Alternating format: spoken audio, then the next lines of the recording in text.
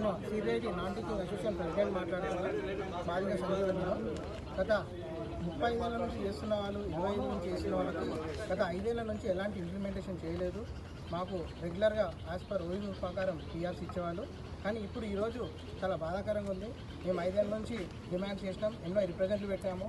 ఆ రిప్రజెంట్లు కూడా ప్రిన్సిపల్కి ఇవ్వడం జరిగింది, కానీ మాకు ఈరోజు పిఆర్సీలు ప్లస్ ఇంక్రిమెంట్లు 6 years యాన్యువల్ ఇంక్రిమెంట్ ఎలాంటి ఇంప్లిమెంట్ చేయడం జరగట్లేదు సిబిఐ ఇంజనీరింగ్ కాలేజ్లో.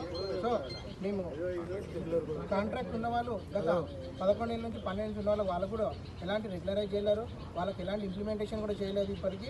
సో మేము కోరుకుంటుంది ఏంటంటే, మేము ఇక్కడ సిబిఐటిని నమ్ముకొని ఎన్నో ఏళ్ళ నుంచి చేస్తున్నాము. సో సిబిఐటి అమ్మ ఒడిలో ఇక్కడ ఉన్నాం మేము. కానీ ఈరోజు మాకు చాలా అన్యాయం జరిగిపోతుంది. గవర్నమెంట్ మేనేజ్మెంట్ దృష్టికి తీసుకెళ్లాలని చెప్పి మేము ఈరోజు మేనేజ్మెంట్కు చేతులెత్తి జోడించి వెళ్తున్నాము. వాళ్ళు దేవుళ్ళలాగా మేము చూసుకున్నాము. ఈరోజు మాకు వాళ్ళ దగ్గరికి చేర్చడం, ఏ విషయం చేర్చడం జరుగుతలేదు. Principal sir information, HR information ఇచ్చినా కానీ మాకు చాలా అన్యాయం జరుగుతుంది. ఇది ఒక్కసారి మేనేజ్మెంట్ మా గురించి ఆలోచించాలని చెప్పి వాళ్ళకు చేతులు జోడించి పాద నమస్కారం చేసుకుంటూ మా ప్రాబ్లమ్స్ని సాల్వ్ చేయమని చెప్పి చేతులు జోడించి వాళ్ళని మేము ఈరోజు కోరుతూ జరుగుతుంది.